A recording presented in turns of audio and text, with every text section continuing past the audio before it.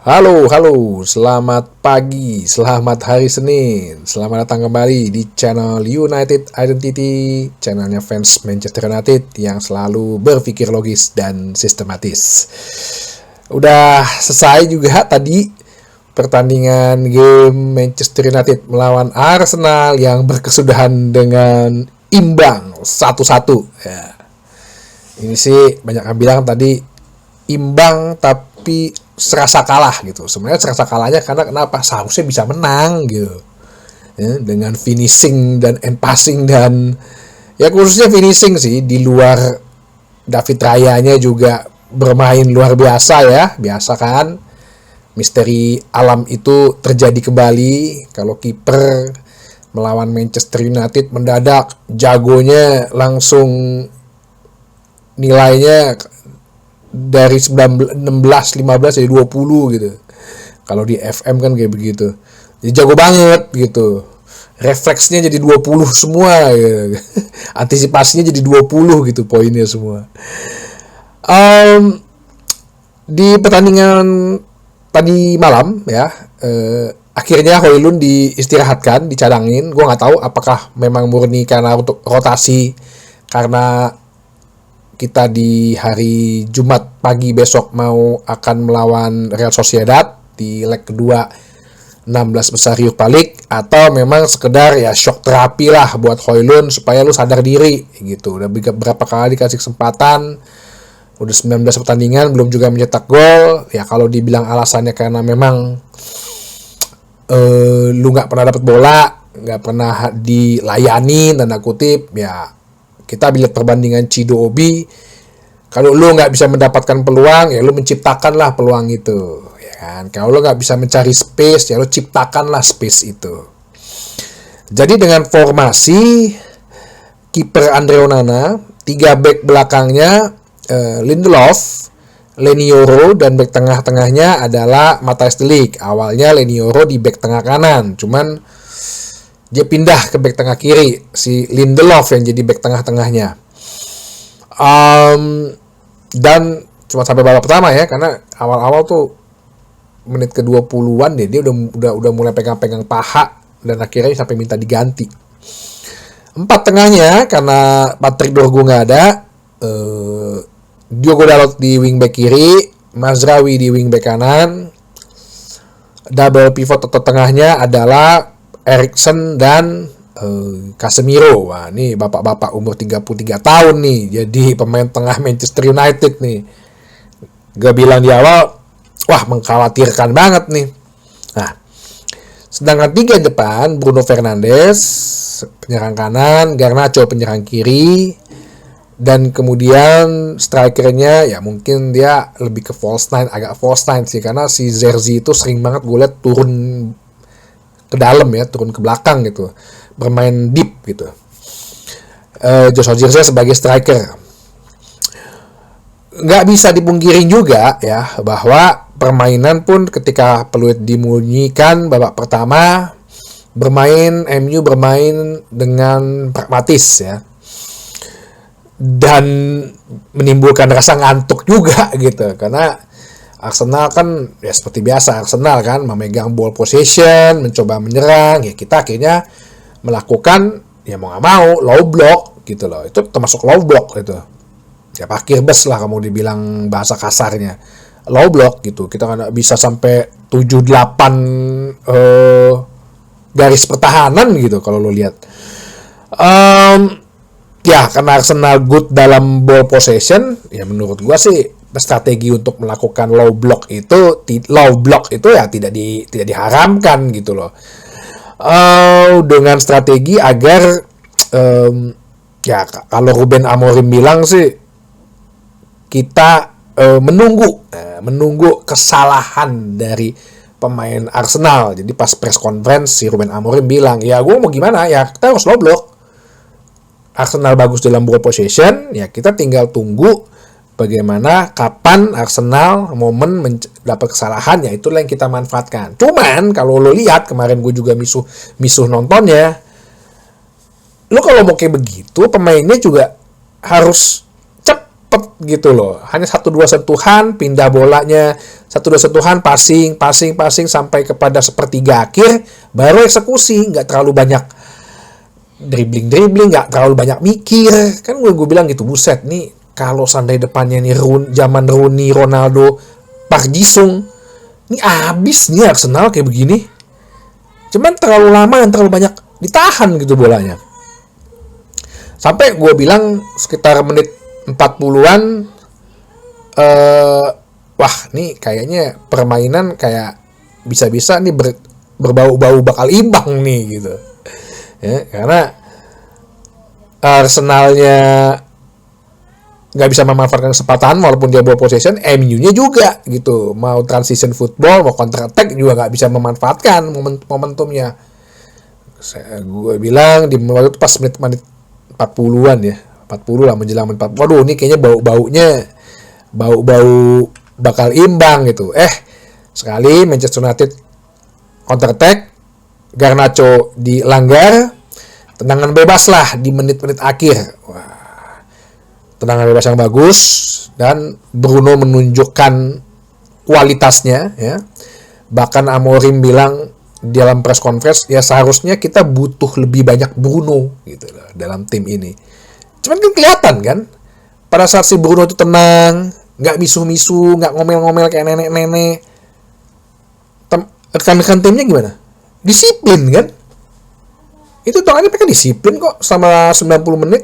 Disiplin dalam bertahan, disiplin dalam menjaga zona marking. Asal dia nggak misu-misu, nggak kayak nenek-nenek aja.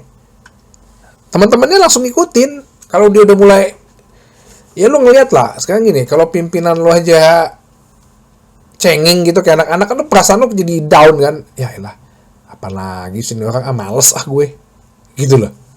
Ya itu fungsinya gitu yang gue kritik dari Bruno Fernandes. Bukan masalah skillnya. Kalau skillnya mah, lo lihat tendangan bebas kayak gitu kemarin kan nggak gampang. Dan walaupun ya kalau tadi ada yang komen juga kemarin, set piece free kicknya udah mulai lumayan ya, udah cukup baik lah. Set piece defendingnya juga kok.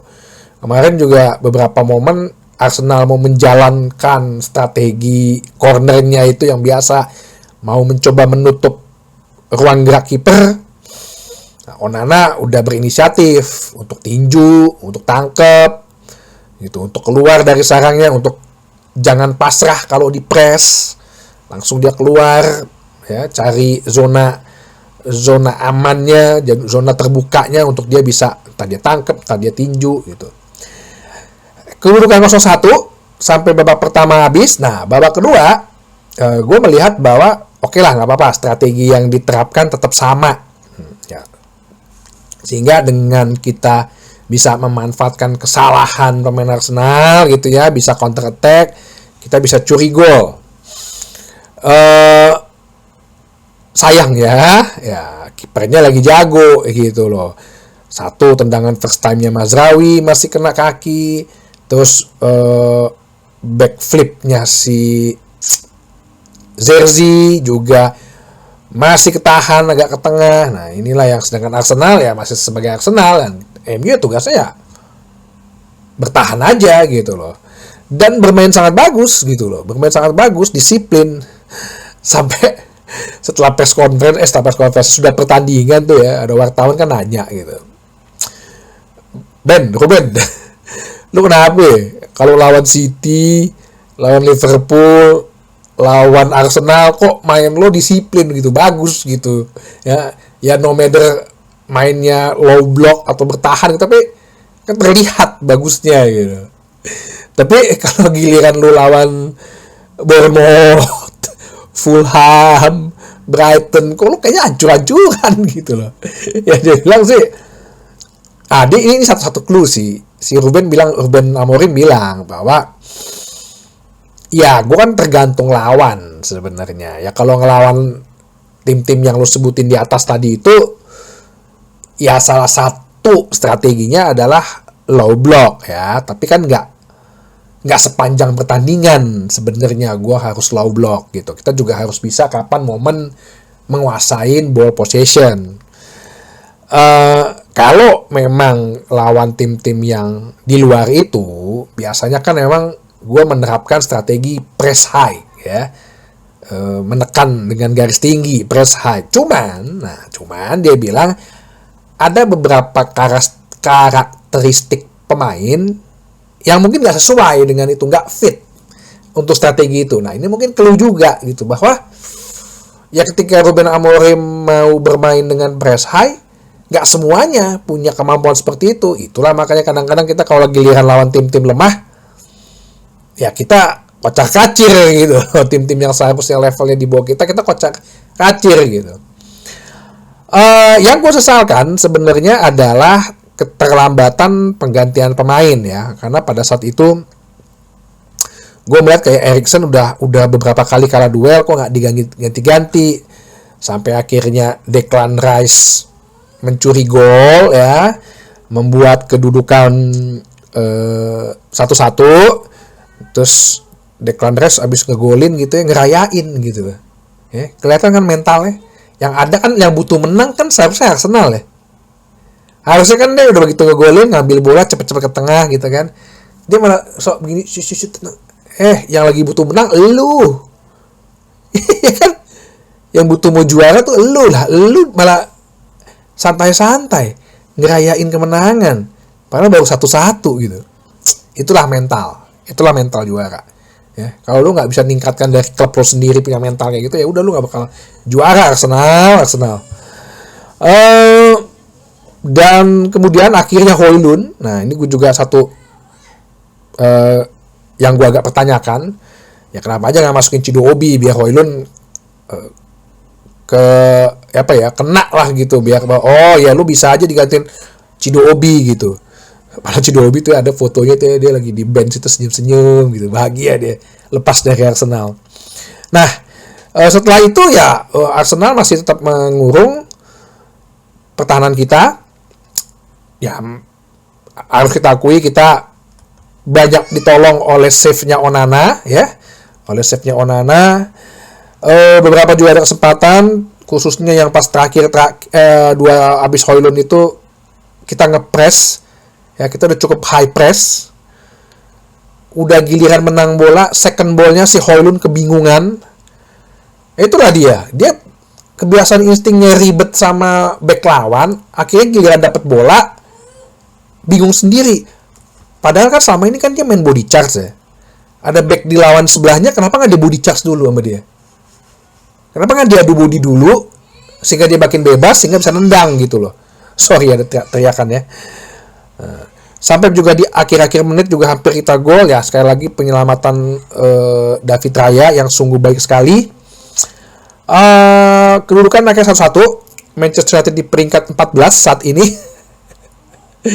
Tetap nggak berubah ya, tapi setelahnya kita masih satu tingkat dikit di bawah Tottenham ya. Mana itu kagak ada tuh yang mengkritik-kritik Ange. Ada yang bilang Ange inilah, main bolanya inilah. Mana? Satu hal yang positif didengar dari sesudah pertandingan bahwa Ruben Amorim berkata bahwa Manuel Ugarte segera akan kembali. Mungkin pada saat Sociedad main dia akan balik. Oke, itu aja dulu. Sampai ketemu lagi di bahasan berikutnya di channel United Identity, channelnya fans Manchester United yang selalu berpikir logis dan sistematis. Terima kasih.